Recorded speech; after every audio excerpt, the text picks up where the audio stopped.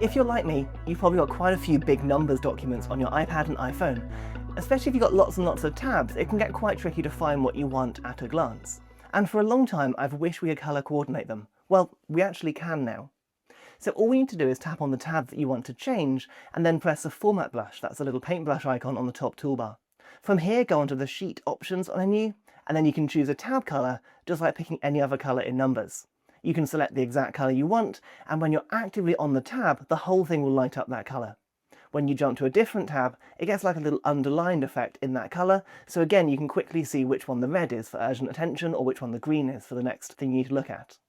It's also worth knowing that with this new update to Numbers, we can also hide tabs. So if you work on a large document but you don't want everything to be visible all the time, you can simply press the Hide Sheet button on that same Format menu. That will then disappear from that top tab bar completely. But don't panic, it's not gone. If you press the plus button here to make a new tab, then you're going to have the option to restore ones that you've previously hidden and make them visible again. It's not deleting them, it's just taking them off of that tab bar to give you more space to work on what's important.